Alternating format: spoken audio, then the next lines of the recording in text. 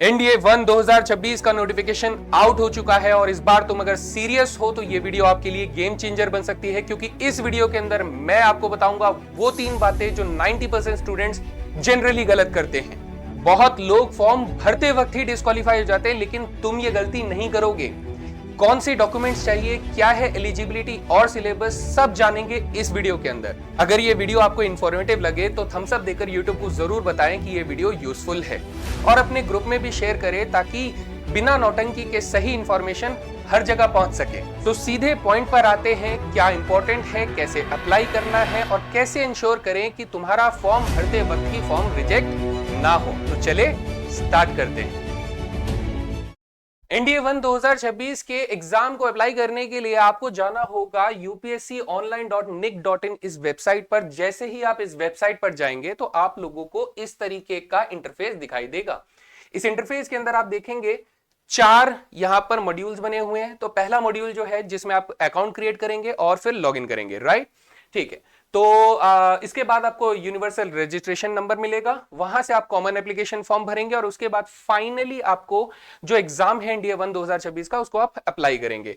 याद रखिएगा, last time मैं बहुत सारे बच्चों को टेलीग्राम पर देख रहा था, परेशान घूम रहे थे कि सर हमारा एडमिट कार्ड नहीं आया है, एडमिट कार्ड नहीं आया है। तो वो तीसरे नंबर तक यानी कॉमन एप्लीकेशन फॉर्म तक फॉर्म भर के एग्जामिनेशन वाला फॉर्म नहीं फिल करते हैं, बाय एनी रीजंस भूल जाते हैं, पता नहीं होता है या फिर उनको समझ में नहीं आता है, तो ये वाला फॉर्म नहीं भरते हैं। तो इस वजह से उनका एडमिट कार्ड रिलीज नहीं होता है। तो आपको याद रखना है, मुझे ये चारों पार्ट्स पूरी तरीके से कंप्लीटली फिल करने हैं और बहुत ध्यान से फिल करने हैं, ठीक है?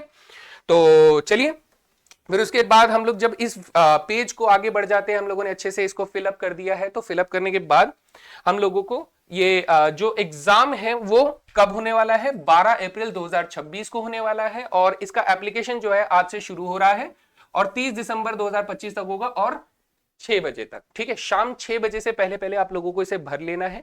अभी थोड़ा सा ट्रैफिक हो सकता है तो दिक्कत भी आ सकती है कि अप्लाई नहीं हो रहा है, साइट हैंग कर रही है, तो 1-2 दिन के अंदर अंदर थोड़ा सा मेंटेन हो जाएगा, तो आप भर सकते हैं अगर आपको दिक्कत आ रही है तो, ठीक है? यहां पर एक लाइन बहुत अच्छे से ध्यान से सुनिएगा, applicants are strongly advise to use their Aadhaar card as their ID documents for easy effortless and seamless verification. यानी यूपीएससी आपसे निवेदन कर रहा है कि अगर आप, ठीक है, स्ट्रांगली एडवाइस कर रहा है आपको, बेसिकली निवेदन भी कर रहा है इस तरीके से, क्योंकि बहुत सारे बच्चे ना एडवाइस लेते नहीं है, तो वो निवेदन के मान लो, ठीक है? तो आधार कार्ड के लिए कह रहा है कि भैया आधार कार्ड लेके अगर आप करोगे तो हमारा प्रोसेस जो होगा वेरिफिकेशन का या फिर आपके साथ जो भी डॉक्यूमेंटेशन का प्रोसेस होगा वो हमारे लिए सबसे ज्यादा आसान होगा। और वैसे हमारे पास और भी ऑप्शंस हैं जो मैं आके बताऊंगा, लेकिन वो आधार कार्ड यूज करने के लिए आपको बहुत ज्यादा स्ट्रांगली एडवाइस कर रहा है।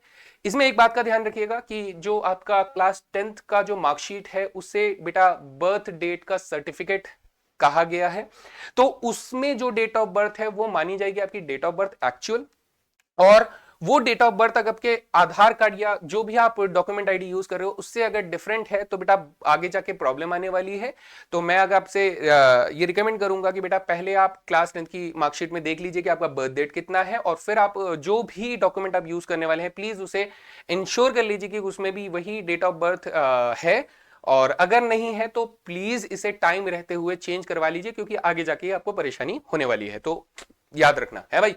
चलो, फिर हम बात करते हैं एप्लीकेशन प्रोसेस क्या है बेटा। 4 प्रोसेस में होगा, account creation, universal registration, common application form, और ये हमारे लिए बहुत जरूरी है कि भैया एग्जाम का फॉर्म भरा ही नहीं तो एग्जाम का एडमिट कार्ड कहां से आएगा, ठीक है? अप्लाई आप इस लिंक पे करेंगे, Aadhaar card preferred ID verification है, और no correction allowed post submission. जब आप फॉर्म फाइनली आप सबमिट कर देंगे तो उसके बाद कोई करेक्शन पॉसिबल नहीं है, ठीक है? कोई करेक्शन पॉसिबल नहीं है, लेकिन हाँ एक तरीके का करेक्शन जो यहां पॉसिबल नहीं है लेकिन दूसरे तरीके से पॉसिबल है, कहां बेटा, इसके ऊपर। यानी यहां पर आपका करेक्शन एक पॉसिबल है, जो कि वो आपको बताया जाता है कैसे, कि कमीशन प्रोवाइड्स कि वन टाइम फैसिलिटी, एक बार वो कैंडिडेट्स को जरूर ये फैसिलिटी प्रोवाइड करेगा कि वो अपने यूआरएन प्रोफाइल में चेंजेस कर सके, मॉडिफाई कर सके, डिलीशन कर सके, कुछ भी ऐसा जो यूआरएन प्रोफाइल में करने के लिए। लेकिन अगर मान लीजिए आपने दूसरी बार भी सोचा कि अरे मैं कुछ बदल सकता हूं क्या, मैं ये नाम मेरे को आज अच्छा नहीं लग रहा, ये वाला नाम रखूंगा, तो ऐसे केस में आपको वो एंटरटेन नहीं करेगा। तो वन टाइम फैसिलिटी है बेटा, ध्यान से पहली बार ही ध्यान से भरो, और अगर कोई गलती हो जाती है तो प्लीज दूसरी बार में जब आप इसे भरने जाओ तो मेक श्योर कर लो कि आपने सारा फॉर्म रीचेक कर लिया है कि हाँ मेरी ये सारी डिटेल्स ऐसी ही होनी चाहिए जी। और जैसे कि बताया, Aadhaar card, voter card, PAN card, passport, driving licence, school ID photo और any other photo central government से इशूड अगर है तो उसे एज अ डॉक्यूमेंट आईडी माना जाएगा। और फोटो आईडी जो है वो फ्यूचर रेफरेंसेस के लिए इस्तेमाल की जाएगी और बार बार उसी का आपको पूछा जाएगा कि हाँ ये वाली फोटो आईडी प्रोवाइड कीजिए। तो यहाँ पे फिर से लिखा हुआ है कि स्ट्रांगली एडवाइस किया है कि Aadhaar card as a ID document आपको इस्तेमाल करना है। चलिए, इंपॉर्टेंट डेट्स की अगर मैं बात करूं तो एप्लीकेशन आपका 11 दिसंबर 2025 को स्टार्ट हो रहा है, ठीक है। और लास्ट डेट आपका 30 दिसंबर है, शाम 6 बजे तक इससे पहले पहले कर लेना। और एक हफ्ते पहले एग्जाम का जो एडमिट कार्ड होगा वो आ जाएगा, तो घबराने की जरूरत नहीं है, एडमिट कार्ड आ ही जाता है अगर आपने इससे पहले का सारा प्रोसेस सही किया है। तो 12 अप्रैल को आपका एग्जामिनेशन हो जाएगा, मई 26 में आपका रिजल्ट डिक्लेरेशन हो जाएगा और जून जुलाई के बीच में आपका एसएसबी के इंटरव्यूज के सेशंस हो रहे होंगे, ठीक है जी। तो अब यहां पर अगर हम लोग देखें, SC ST candidates, female candidates और ये आईसीओज एनसीओज के जो वार्ड्स हैं इनके लिए फीस एग्जेम्प्टेड है, लेकिन बाकियों के लिए बेटा 100 रुपए, ठीक है, 100 रुपीज आपका फीस है, जिसे आप UPI, credit card, debit card और इंटरनेट बैंकिंग के माध्यम से आप फीस को सबमिट कर सकते हैं। अगर आपको कोई परेशानी आती है, फॉर्म भरते वक्त आपको कोई बात नहीं समझ में आती है या कोई स्पेसिफिक या माइन्यूट डिटेल जो है उसका कोई डॉक्यूमेंट आपको नहीं समझ में आ रहा है कि क्या भरना है, तो आप हेल्प एंड सपोर्ट में कॉल कर सकते हैं, जो नंबर आपको दिया गया है। याद रखिए, रात के 9 बजे कॉल करने के लिए बिल्कुल भी बाध्य ना करें अपने आप को, ठीक है, उनका भी एक ऑफिस टाइम होता है। तो आपसे बोला जा रहा है बेटा कि आप 10:30 से 5, 5:30 के बीच में आप वर्किंग डेज में कभी भी कॉल कर सकते हैं। वर्किंग डेज में सैटरडे और संडे हटा दीजिएगा, ठीक है। एसएसबी कॉन्टैक्ट वेबसाइट्स बेटा, जब आपका रिटर्न क्वालिफाई हो जाएगा तो फिर आपको एसएसबी के लिए रजिस्टर करना होगा इन स्पेसिफिक वेबसाइट्स पे जिस भी आप विंग में जाना चाह रहे हैं, ठीक। तो अब कौन कौन सी विंग में कितनी कितनी वैकेंसी डिटेल्स हैं, बच्चों ने मेरे को कहा कि अरे सर जी इस बार तो कम हो गया है, सीटें कम हो गई हैं। तो ध्यान से सुनने वाली बात यह है बेटा इसमें कि आपका किसी भी विंग में आपका इस तरीके से सीटें कम नहीं हुई है, जबकि सिर्फ नेवल एकेडमी 10+2 की जो कैडेट एंट्री है उसमें आप देखेंगे कि उसके अंदर कमी आई है, बाकी सब कुछ सेम है। तो पिछले 2025 के सेकंड वाले एग्जामिनेशन में जो वैकेंसी थी वो 406 थी, इस बार 396 है, बाकी सब कुछ एज इट इज सेम रखा गया है, ठीक है। और एलिजिबिलिटी की बात करें, इंडियन सिटीजन होना चाहिए, नेपाल से या पीआईओ या फिर आप सेटलिंग इन इंडिया होना चाहिए, ठीक है, पर्सन ऑफ इंडियन ओरिजिन, वो सेटलिंग इन इंडिया होना चाहिए। तो ये नेशनलिटी हो गई। एज जो है बेटा 1 जुलाई 2007 से लेके 1 जुलाई 2010 के बीच में होनी चाहिए बेटा। इसमें आप याद रखेगा ये दोनों बर्थडेज इंक्लूडेड हैं, यानी अगर किसी का जन्मदिन इससे पहले आता है तो वो इंक्लूडेड नहीं है, इसके बाद आता है तो वो इंक्लूडेड नहीं है। यानी कि अगर किसी का जन्मदिन 1 जुलाई 2007 है तो वो भी इंक्लूडेड है और 2010 है तो वो भी इंक्लूडेड है, इनके बीच में तो इंक्लूडेड है ही। तो ये सब हमारे एलिजिबल कैंडिडेट्स हैं बाय एज, ठीक है। Next, male and female candidates unmarried होने चाहिए। तो एक बात याद रखना बेटा, ऐसे बहुत सारे हालात होते हैं जहां पर रिटर्न निकलते ही भैया दूसरे गांव में खबर पहुंचा दी जाती है कि हाँ चलो तैयारी करो शादी की, है। तो ऐसा बेटा नहीं करना है, क्योंकि जब तक आपका ट्रेनिंग कंप्लीट नहीं हो जाता, आपको जब तक कमीशन नहीं कर दिया जाता है, तब तक आपका अनमैरिड होना जरूरी है, ठीक है।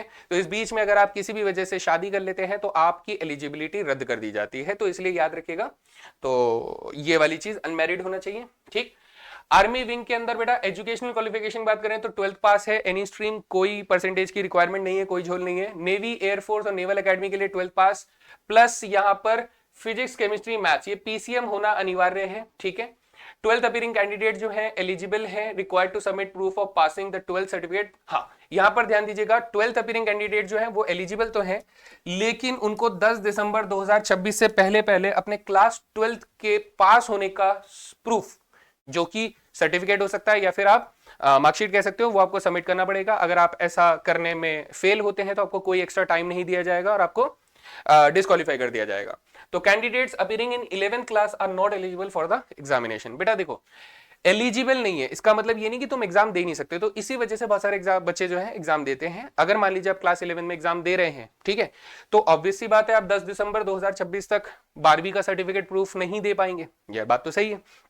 तो सीधी सीधी बात है कि 11th का बच्चा जो है वो अगर एग्जाम दे रहा है और टॉप भी कर लेता है तो भी एनडीए जो है वो किसी को एंटरटेन नहीं करेगी कि नहीं आपने टॉप किया है तो लेट्स सी कि हाँ आपका कुछ हो सकता है, ऐसा कुछ नहीं है। वो एलिजिबल नहीं है मतलब एलिजिबल नहीं है, उसका रिजेक्ट कर दिया जाएगा फॉर्म, ठीक है। चलिए, फिर उसके बाद एग्जाम पैटर्न, जनरली सभी इसके बारे में बात अच्छे से जानते हैं। क्या क्या होता है बेटा, मैथमेटिक्स का सेक्शन होता है, जीएटी का सेक्शन होता है, पेपर 1 पेपर 2, 2.5 घंटे का दोनों एग्जामिनेशन होता है। ठीक है, मैथ्स का पेपर 300 मार्क्स का और जीडी का पेपर 600 मार्क्स का। लेकिन सबसे मजेदार बात ये कि मैथ्स का क्वेश्चन हर सवाल में 2.5 मार्क्स रखता है और जीएटी का एक सवाल 4 मार्क्स का रखता है। तो आपका सबसे ज्यादा ध्यान क्या होना चाहिए, 4 मार्क्स बनाने पर होना चाहिए, है ना। इसके कितने सवाल बनते हैं, इसके आते हैं हमारे पास 120 सवाल, जबकि इसके सवाल हमारे पास आते हैं बेटा 150 क्वेश्चंस।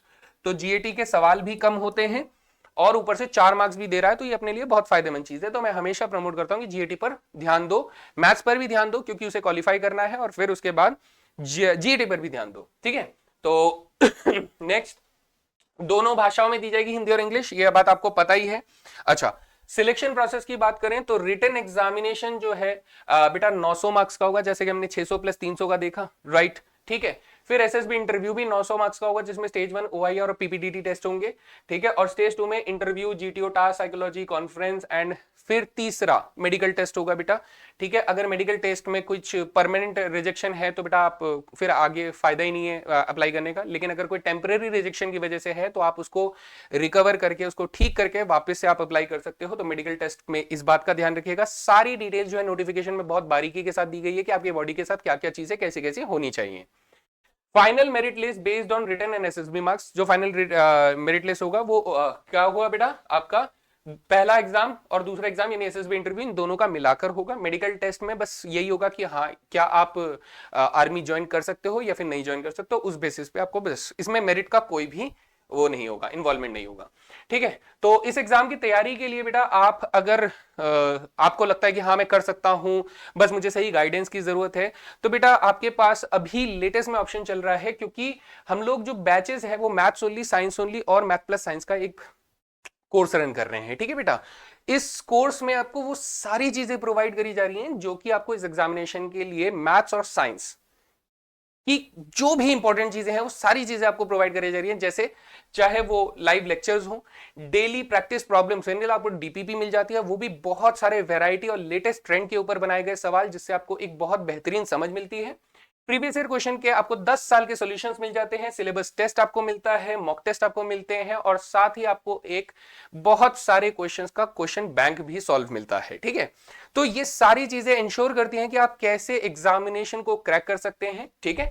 अब मैं ये क्यों बता रहा हूं आप लोगों को, क्योंकि आपके पास समय, अगर आप ध्यान से देखो तो आपके पास समय, एग्जामिनेशन हमारा कब है, एग्जाम डेट हमारे पास 12 अप्रैल 2026 है। तो हिसाब से हमारे पास दिसंबर का महीना, जनवरी का महीना, फरवरी और मार्च मिलाकर 4 महीने हैं। इन 4 महीनों में आप आराम से इस चीज पूरे सिलेबस को पढ़ सकते हो, रिवाइज कर सकते हो, प्रैक्टिस कर सकते हो, आप सिलेक्टिव स्टडी मटेरियल को भी लेकर चल सकते हो। तो ये पॉसिबल है, तो अभी भी इसके लिए आप यूज कर सकते हैं, ठीक है। फिर उसके बाद अगर मैं ये वाली बात, लड़के और लड़कियों के बीच में थोड़ी दिक्कत देती है, हाँ, तो सेपरेट कट ऑफ अभी मेरिट लिस्ट में जो है वो बन रही है। क्यों बन रही है, ठीक है, इसलिए बन रही है क्योंकि लड़कों की जो वैकेंसी है उसकी काउंटिंग अलग है और लड़कियों की जो वैकेंसी है उसकी काउंटिंग अलग है।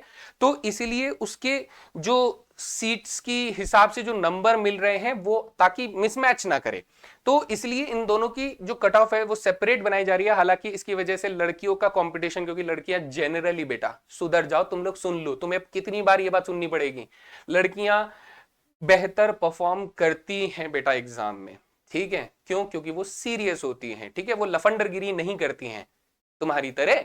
तो लड़कियां बेहतर परफॉर्म करती हैं, ज्यादा मार्क्स लाती हैं और सीटें कम होती हैं, तो लड़कियों के लिए मेरिट जो है वो थोड़ी ज्यादा सेट होती है और लड़कों के लिए थोड़ी कम होती है। तो भले ही लड़के इस बात पे नाच रहे हो, लेकिन शर्म बनती है, ठीक है। लड़कियां, हैट्स ऑफ टू यू, आपको भले ही आपस में थोड़ा सा एक्स्ट्रा कंपटीशन फेस करना पड़ेगा, लेकिन हाँ आपको प्रेज किया जा रहा है आपकी कंपटीशन की वजह से, तो इस बात को पॉजिटिव नोट पे लेना है, ठीक।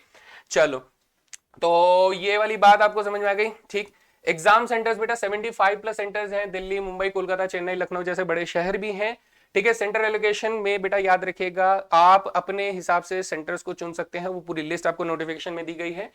फर्स्ट अप्लाई फर्स्ट अलॉट, जो सबसे पहले अप्लाई करेगा उसको सबसे पहले अलॉट किया जाएगा। तो कुछ स्पेसिफिक 4 ऐसे सेंटर्स हैं जिसमें आपको कोई वो प्रेफरेंस नहीं है, ठीक है, लेकिन बाकियों में फर्स्ट अप्लाई, क्योंकि लिमिटेड सीट्स होती हैं, लिमिटेड रिसोर्सेज होते हैं, तो इसलिए उस हिसाब से रहता है, ठीक है। फिजिकल स्टैंडर्ड बेटा बहुत सारी डिटेल में दी गई है, आप उसे पढ़ सकते हो, ठीक है। नियम के हिसाब से क्या कह रहा है कि आपके एनडीए के लिए जो जो फिजिकल स्टैंडर्ड्स मांगी गई हैं वो मीट करनी चाहिए, अगर मीट नहीं कर रही है तो मना है। टैटूज आपके इनर फोरआर्म में और back of the hand allowed है, वरना और कहीं पर टैटू अलाउड नहीं है। डिस्क्वालीफाई कर दिए जाओगे अगर इससे पहले कभी आपको निकाल दिया गया है या फिर आपने रिजाइन कर दिया है इंडिया या नेवल एकेडमी को ऑन सम डिसिप्लिनरी या फिर मेडिकल ग्राउंड्स। ठीक है, अगर आपने खुद से रिजाइन किया है कि खुद से आप क्विट करके आए हो या फिर आपको निकाल दिया गया है किसी भी XYZ रीजन की वजह से, तो आप दोबारा एलिजिबल नहीं हो, आपको डिस्क्वालीफाई कर दिया जाएगा। इंस्ट्रक्शंस फॉर कैंडिडेट, बेटा ब्लैक बॉल पेन ओनली, ये बार बार हर जगह पे बहुत बार लिखा होता है, तो प्लीज इसे ध्यान रखिएगा, ब्लैक बॉल पेन। इसके लिए सिस्टम को थोड़ा आसानी हो जाता है उसको रेड और ब्लैक में डिफरेंस करने में। नो इलेक्ट्रॉनिक डिवाइस और valuables allowed, reach exam centre 30 minutes early, लिखा ही हुआ है नीचे भी। ब्रिंग वैलिड फोटो आईडी, आधार प्रेफर्ड, देखो बेटा पहले भी यहाँ पे लिखा हुआ है आधार प्रेफर्ड, आधार कार्ड को ही प्रेफर पे लिखा जा रहा है। और अगर कोई बच्चा बोलता है कि सर मैं थोड़ा सा लेट हो गया, मुझे एंट्री दे देते तो क्या चलता है, बेटा ये आर्मी है, यहाँ पे समय की पाबंदी सबसे पहली प्रेफरेंस होती है, तो आपको भी ये फॉलो करना है, राइट। ठीक है, और रिजल्ट एंड एसएसबी इंटरव्यू के लिए आपको इसमें बेटा क्या करना है, रिजल्ट अगर आपको देखना है जब रिजल्ट आएगा तो वो इस वेबसाइट में आप देख सकते हैं। सारे लिंक्स जो है मैं आपको डिस्क्रिप्शन में दे दूंगा। फाइनल नोट्स क्या है, apply early for preferred exam centre, अगर आप एग्जाम सेंटर अपने हिसाब से चाहते हैं तो इसे पहले अप्लाई करें। सभी इंस्ट्रक्शंस को प्लीज ध्यान से पढ़ते हुए भरें, क्योंकि आपको बताया मैंने फॉर्म भरते वक्त ही रिजेक्ट हो जाते हैं। Prepare well for both written and examination, अगर आप मेंटली प्रिपेयर हैं कि मुझे एनडीए क्लियर करना है तो सिर्फ रिटन के लिए नहीं, आज से ही एसएसबी के लिए भी तैयारी करना शुरू करें, क्योंकि एसएसबी भी एक प्रोसेस है, आपकी जो पर्सनालिटी है उसके अंदर डेवलपमेंट होने में भी समय लगेगा, तो आज से ही एसएसबी की शुरुआत करें। एनडीए और NA offers a prestigious career in the armed forces, बेटा ये मतलब लाइफ ही अलग है, तो मुझे इसको आपको एक्सप्लेन करने की जरूरत नहीं है, आप अच्छे से जानते हैं। तो इन सारी चीजों के लिए आपको बहुत डेडिकेशन के साथ आगे बढ़ना होता है, और उस डेडिकेशन को सफल बनाने से पहले का कदम क्या होता है कि आप अपने ध्यानपूर्वक सारी डिटेल्स यूपीएससी को सबमिट करें, ताकि आपके वेरिफिकेशन प्रोसेस के अंदर किसी भी तरीके की कोई परेशानी ना आए। ठीक है, सारे इंपॉर्टेंट लिंक्स जो है वो आप लोगों को डिस्क्रिप्शन में प्रोवाइड कर दूंगा, और अगर बैच के लिए आप जाना चाहते हैं तो उसके लिए भी आपको एप्लीकेशन और वेबसाइट की लिंक दोनों मिल जाती है, और आप उससे अपने बैच को परचेज कर सकते हैं। तो बस इसी के साथ बेटा कोई भी गलती ना हो, और अगर आपको ये वीडियो समझ में आई है तो जरूर मुझे बताइएगा, और इसे शेयर जरूर कीजिएगा, थम्स अप देकर यूट्यूब को बताना है कि हाँ ये वीडियो यूजफुल और इंफॉर्मेटिव है। So thank you very much, मिलते हैं अगले सेशन में। जय हिंद।